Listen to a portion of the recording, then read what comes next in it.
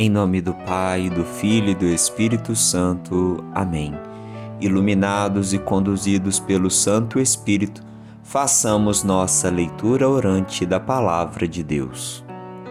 O Senhor esteja convosco, Ele está no meio de nós. Proclamação do Evangelho de Jesus Cristo segundo Mateus. Glória a vós, Senhor. Naquele tempo, quando soube da morte de João Batista, Jesus partiu e foi de barco para um lugar deserto e afastado. Mas quando as multidões souberam disso, saíram das cidades e o seguiram a pé. Ao sair da barca, Jesus viu uma grande multidão. Encheu-se de compaixão por eles e curou os que estavam doentes. Ao entardecer, os discípulos aproximaram-se de Jesus e disseram: "Este lugar é deserto e a hora já está adiantada. Despede as multidões para que possam ir aos povoados comprar comida." Jesus, porém, lhes disse: "Eles não precisam ir embora. Dai-lhes vós mesmos de comer."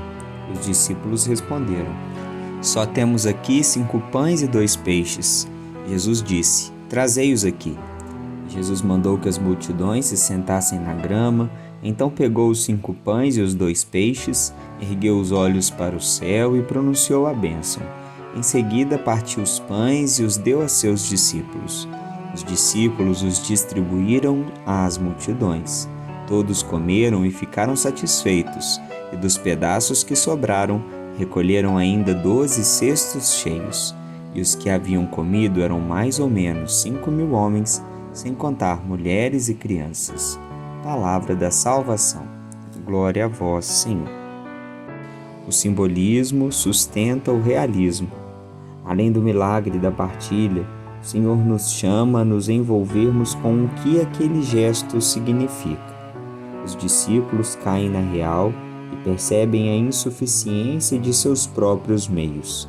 Ainda estão dando os primeiros passos no seguimento, e algumas questões e situações ainda causam certa dificuldade. No entanto, para que possam aprender o melhor caminho, é o Mestre quem aponta a direção. É preciso desprender-se do pouco que se tem para que a multiplicação aconteça. Deixa-se tudo e ganha-se muito mais. Jesus oferece não só o necessário, mas muito mais. Assim acontece em nossa vida. O Senhor nunca nos deixa desprovidos, não deixa nada faltar a nenhum de seus filhos. Na verdade, o que acontece é que muitos de nós ainda não compreendemos bem a lógica de Deus.